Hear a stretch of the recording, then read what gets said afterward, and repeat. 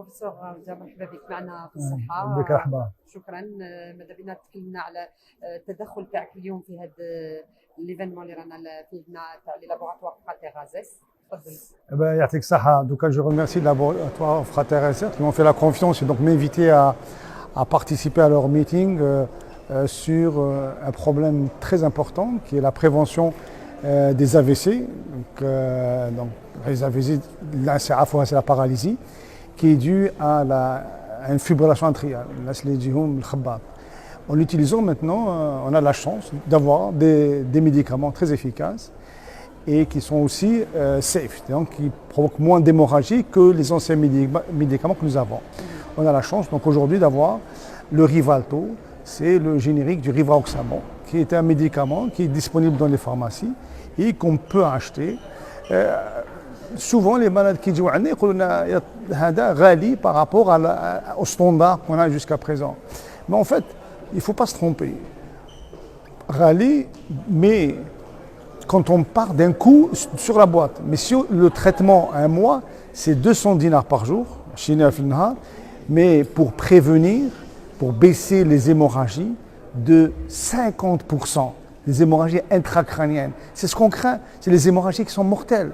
Donc notre rôle d'expliquer aux patients c'est quoi sa maladie, donc c'est la fibrillation atriale, à quoi elle est exposée, faire des embolies systémiques, donc le caillou, donc c'est l'amputation, ou bien encore pire, vers le cerveau et ça donne des AVC.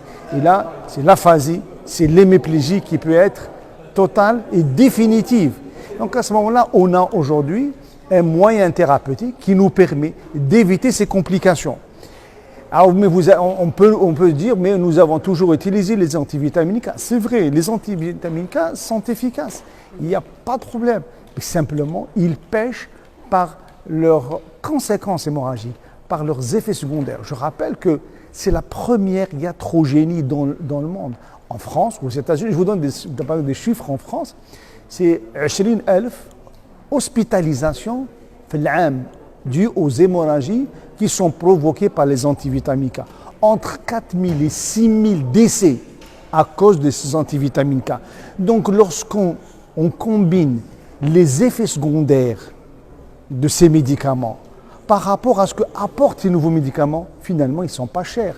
En termes d'économie de santé, on gagne. Et j'avais publié un papier dans une revue internationale sur les bénéfices entre le coût d'une prise en charge et de la fibrillation atriale et le coût de prise en charge des complications.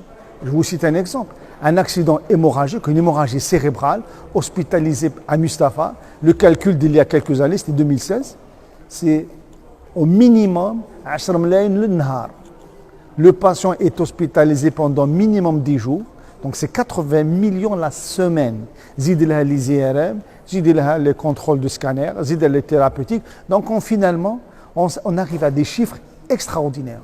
Donc ce que je recommande, c'est de prendre les médicaments. Il ne faut pas hésiter à prendre des nouveaux médicaments, mais surtout, j'implore la CNAS à les rembourser. Et voilà. En plus par voie orale. Donc, par voie orale, c'est génial, bien sûr. Voilà. Il n'y a pas de contrôle d'INR. Absolument. Il n'y a aucun contrôle. Dès que vous avez une fonction rénale normale, vous êtes tranquille, vous donnez votre produit et c'est génial. C'est parfait. Merci, professeur. Voilà.